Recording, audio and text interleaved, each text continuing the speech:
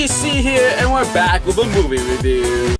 A Walk Among the Tombstones, directed by Scott Frank, who brought us The Lookout back in 2007 with Joseph Gordon-Levitt. This time around, who do we have? The great, crazy Liam Neeson is back. But let's change it up a bit.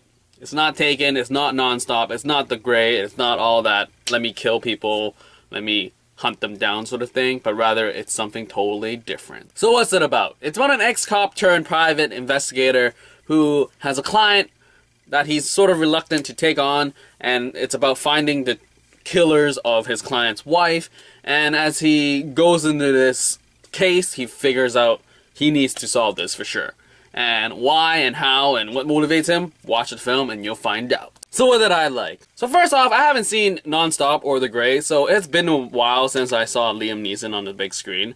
And it's a breath of fresh air for sure, because for me, like, action is Liam Neeson. And this has been a fresh air for sure, because it's more private investigator than Taken with adults. I mean, someone told me it was Taken for adults, and I totally disagree with that. So first off, do not go into this movie thinking Taken with adults is the way to go. Because Taken, you would think of tons of action, and then adults would be, you know, slow pacing, good plot, compelling characters, more of a adult thing. So Taken and adult thing doesn't really apply in this movie, because there's not a lot of action in this movie, and I actually enjoy that. Because, I mean, I'm okay with seeing Neeson just holding a gun and not doing crazy, unbelievable skill setting, and it was that with this movie. It was more about a investigation of a murder, and I have to figure out who did what, where are these guys, gotta hunt them down, figure it out, solve the crime. And obviously the pacing is going to be a tad slower than Taken or whatever action film he's done recently, and I enjoy it because it really reflects off how a real investigation would pan out. Like, you're probably just gonna like sniff around here and there looking for people, and you know, having loose ends tied or untied, and figuring, hey, it's a dead end, I gotta figure it out, what am I supposed to do now, blah blah blah. And definitely when the action really hits in this movie, I really enjoyed it. It's like, holy crap, I think Liam Neeson is indestructible, but this movie is like, he can die.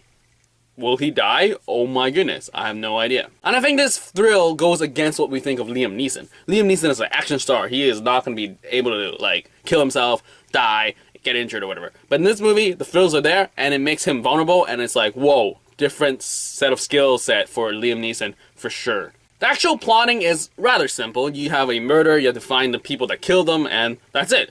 And I really enjoy that because it's small and just not a bigger scope of things, and like, oh, is there a conspiracy behind all this?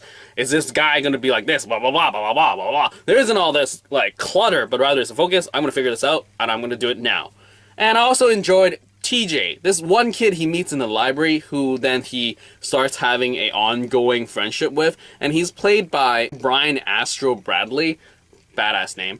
And I really enjoyed their chemistry, and TJ's character really gave a foil as to the rest of the film, as in like, it's dark and gritty, it's like, we gotta figure it out, life is tough, and TJ's just like chilling out, and he's like, dude, like, it was really enjoyable. And you can see the character development between him and Liam Neeson's character, as like, Liam's like really understanding where his kid's coming from, trying to understand him, and just being a friendly person, rather than he is not amongst other people. Now, what did I not like? I would say the rest of the cast isn't that compelling. It's rather boring, and I'm really bad with names, so when they always like blurt out names thinking that you would remember that name half an hour ago, I'll be like, so who is this again?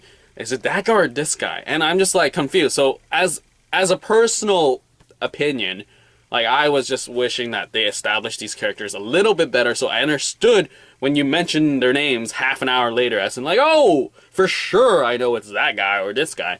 But they didn't here, so I'm always like, okay, so was it? I'm confused. That's all I got for this film. So basically, it was a good thriller.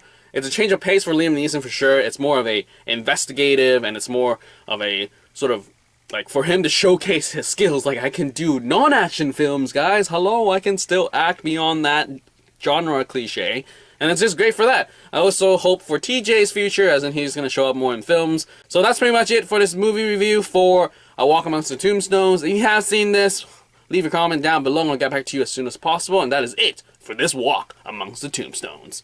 Out.